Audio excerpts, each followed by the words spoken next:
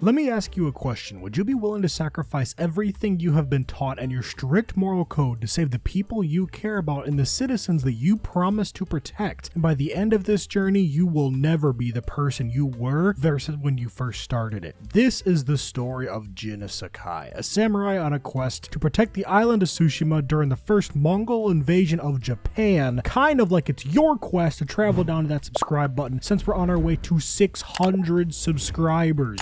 But seriously, it's a game that when it was first released all the way back in 2020, for some reason, I just never got around to playing. It was developed by Sucker Punch, the same people who made my personal favorite titles, Infamous Second Son, very great game. Comment down below if you actually remember that one, but it's now had its debut launch on PC, so why not sit back and relax as I give you a first-timer's review of Ghost of Tsushima. By the time of prepping this video, I've gotten about 13-ish hours into the game, and it's honestly not too bad. You play as Jin Sakai, a samurai from 1274 feudal Japan on the island of Tsushima as he's fighting off the invading Mongol Empire. You and your uncle, Lord Shimura, man, I'm gonna butcher these names during this review. Start by trying to fight off the first invasion, but you end up falling in battle and your uncle gets taken prisoner. Your goal is to free your uncle and save the island. Pretty interesting story to work with right off the bat, and it did keep me interested for a while. However, one thing I noticed right away is that this game is absolutely beautiful, absolutely gorgeous. I also found it really cool that you had the option for English dub and Japanese dub with English subtitles, and since I'm more of a nerd than I'd care to admit, I instantly went with Japanese dub with English subtitles. To me, it made it more enjoyable. But however, when I started my Ghost journey, I got a little lost because Tsushima doesn't have a traditional location marker like other games such as God of War and Horizon, just as an example. Instead, you have to follow the wind. It's a pretty cool feature and a drastic difference from what I'm used to, and it pairs nicely with the fact that your screen is mostly bare. No mini map, no HUD in the corner. It's just you, your horse, and nature. And honestly, man, it's pretty cool. It really keeps together this whole, it's gonna come up later, this whole movie-esque, TV-esque vibe to it that I tolerated for a while, but it eventually did get the best of me. Now, the game is cool and all, but I still have some gripes. You see, on PC, to the best of my knowledge at least, you can't lock on to enemies without a gamepad. This sucks, especially when facing multiple enemies, and especially when you start encountering different enemy types and variety types. You see, in the game, enemies can be boiled down to roughly 4 different types: swordsmen, shieldmen, spearmen, and brutes. And while you can hack and slash your way through all of them, using the light attacks for damage and the heavy attacks to stagger enemies, making them unable to block you for a little bit, these enemies become far easier to take down with the different stances you can unlock. Now, to my understanding, there's 4 stances in total, 5 if you want to be technical, I guess. You have the stone stance, which is good against swordsmen, water stance, which is good against shieldmen, your wind stance, which is great on enemies with spears and axes, and your moon stance, which is great for taking down brutes, and then of course the unlockable ghost stance. However, at first I thought it was kind of stupid to have multiple different stances to unlock and remember, especially while being swarmed by enemies, and in my mind it was dumb until I realized that you can actually switch stances mid-fight, swapping from say stone to waters to stone again, making the fights much easier once you get the controls down. But you can only unlock these stances that you get by observing or killing Mongol leaders. Each time you do so, you earn a point, enough points, and you eventually unlock the next stance. Personally, I used and abused the wind stance because as the game went on, those spear and axe enemies kept being a royal pain in my ass. And for me personally, it was just the easiest one to work with. Yeah, all the stances were fun, and I definitely like that you can swap between them all. It's just a cool little add-on. It's not the worst thing ever, it wasn't terrible. Except for the ghost stance, which is probably the only stance out of all of them that I really dislike the most, and it's really for like one real reason. You see, the way it works, you have to kill 7 total enemy units in a row without being damaged even once. Now, besides your regular human characters, stuff like bears and wild dogs from enemies, they do count towards this meter, but it's the idea that you have to basically daisy chain these kills that's absolutely wild to me. On one hand, it does promote this idea of you have to get better at the game because the skill's pretty good. It allows you to insta-kill enemies. At the end of the day, that's worth it, especially if you're in the midst of like a 3 to 4 battle. Being able to instantly kill some of the members, it's definitely worth it. But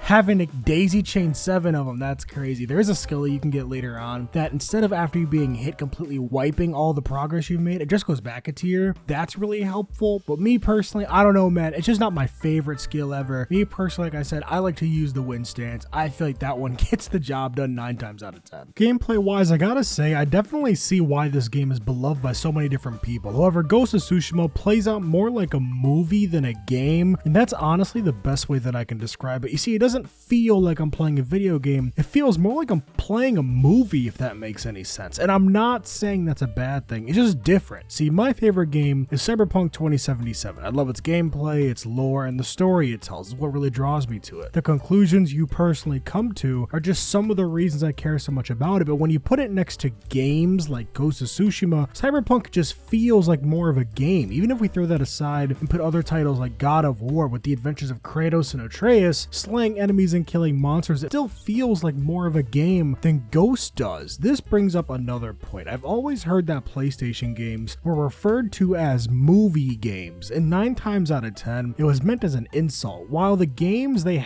do have a lot of cutscenes, they're still fun for the most part, but Ghost was probably the first PlayStation title I'd really give the tag movie game to. And it's not that it's bad, not one bit. Again, it's just different. When all this first started, I wasn't really sure what to expect with Ghost of Tsushima. Besides the usual camera over the shoulder, follow the path presented to you style gameplay that PlayStation is known for, I was always curious how the game managed to score an 83 on Metacritic. Now that I've finally played it for myself, I can confidently say that it's a score it 100% deserves. The game is beautiful, the story is alright, and if you're a huge photo mode nerd, you're gonna absolutely love this title, but for me, I'm just bored. I'm bored, but I'm still wanting to push through because what's presented to me is interesting. Learning all the new stances, the story of Jin fighting off the Mongols is such a great palette to work with, but in the way I'm forced to experience it, I just can't bring myself to care, man. And again, it's not the game's fault. This game clearly wasn't designed for me as an audience member, In my head, this seems like the game that you would really dedicate to the hardcore PlayStation guys, the guys who really gave your console its hoorah and all it's worth. I mean, hell, man, this was originally the final game for PS4 for being technical. So again, I definitely see who this audience is for, but for me personally, I just can't get behind it. Again, everything looks so good. I love learning about the background of all the different characters. I really loved learning what it means to be a samurai, what it means to protect people, and what it means to truly question if everything you've been taught is worth trading in just to save the people you care about. Everything that Ghost of Tsushima presents to me is very well done, but as far as the way I have to enjoy it in this movie game style format, I just don't care for it. To me, why would I play the game when I could watch it on something like YouTube and probably get the exact same experience, if not better? This is the problem that I started running into as the game's going on. I'm gonna beat it, I have to. I'm already like halfway through. I'm on Act 2 right now as I continue writing this, but I'm halfway through Act 2. I have to finish it, but it's the fact that I don't see myself playing this game a second time. Yeah, for the first time, it's alright, and in the beginning, it was really cool, but me personally, the kind of gamer that I am, I think this is something that I would probably have gotten more enjoyment watching on YouTube than I would have actually been playing for it myself. But that, again, I'm not saying it's terrible, it's just different and it's not for me. But overall, I definitely see where that 83 on Metacritic is coming from, because for the people that this game was built for, I can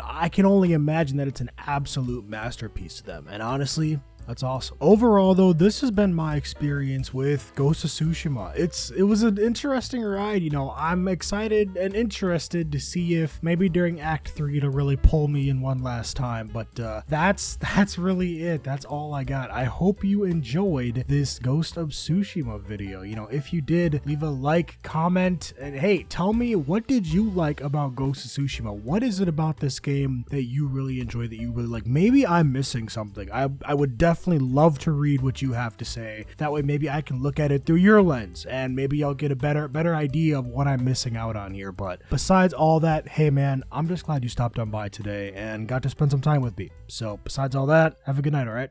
See ya.